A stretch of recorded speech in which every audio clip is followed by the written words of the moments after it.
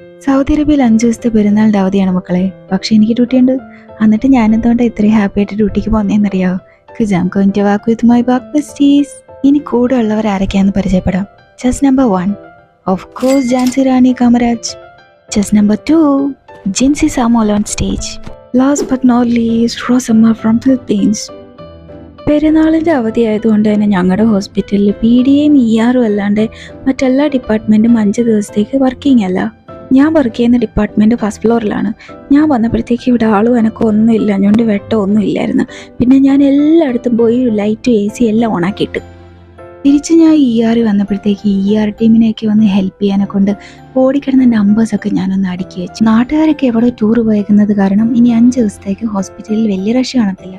ഞാൻ അങ്ങനെ ജിൻസി ചേച്ചിയുമായിട്ട് അന്താരാഷ്ട്ര കാര്യങ്ങൾ സംസാരിച്ചുകൊണ്ടിരിക്കുമ്പോഴാണ് ആരോ പടക്കം പൊട്ടിക്കുന്ന ശബ്ദം കേട്ടത്. എന്താണെന്ന് നോക്കിയപ്പം നമ്മുടെ റിസപ്ഷനിസ്റ്റ് കുഞ്ഞ് ഏറുപടക്കങ്ങൾ താഴെയിട്ട് പൊട്ടിക്കുമായിരുന്നു.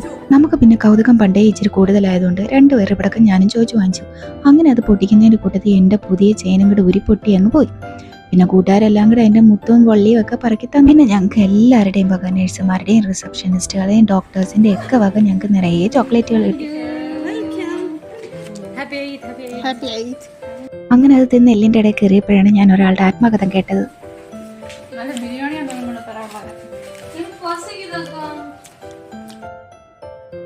കൊച്ചുങ്ങൾ എന്തെങ്കിലും ആഗ്രഹം പറഞ്ഞാൽ നമ്മളെ കൊണ്ട് സാധിക്കുന്നതാണെങ്കിൽ അങ്ങ് സാധിച്ചു കൊടുത്തേക്കണം. അതുകൊണ്ട് ഞങ്ങൾ ഷെയർ ഇട്ട് ഫുഡ് വാങ്ങിക്കാൻ തീരുമാനിച്ചു. അങ്ങനെ 10 മണിക്ക് അടുത്തുള്ള ചായക്കടയിൽ നിന്ന് ഓരോ ഗ്ലാസ് ചായ. അതൊന്ന് ദഹിച്ചപ്പോഴത്തേക്കും 11 മണിക്ക് അതിൻ്റെ അപ്പുറത്തുള്ള ബേക്കറിയിൽ നിന്ന് ഓരോ ഗ്ലാസ് മാംഗോ ജ്യൂസ് ഞങ്ങൾ മേടിച്ചു കുടിച്ചു. സാധാരണ എല്ലാ പെരുന്നാളിൻ്റെ ഡ്യൂട്ടിക്കും ഞാൻ എന്തേലും വള്ളി പോയി പിടിക്കുന്നതാണ്. പക്ഷെ ഇന്നത്തെ ദിവസം വലിയ കുഴപ്പവും പൊട്ടിത്തെറികളോ ഒന്നും ഇല്ലാണ്ട് ഫസ്റ്റ് ഡേ നമ്മൾ കംപ്ലീറ്റ് ചെയ്തു. ഇനി 4 ദിവസം കൂടെ നമുക്ക് പെരുന്നാളിൻ്റെ ഡ്യൂട്ടി ഉണ്ട്. അങ്ങനെ ഒരുവിധം ഡ്യൂട്ടിയൊക്കെ കഴിഞ്ഞ് വീട്ടിലെത്തിയപ്പോഴത്തേക്കും പെരുന്നാളായതുകൊണ്ട് ബിരിയാണി കഴിക്കാൻ എൻ്റെ കൂട്ടുകാരി സൽമാക്ക എന്നെ അവരുടെ റൂമിലോട്ട് ക്ഷണിച്ചു.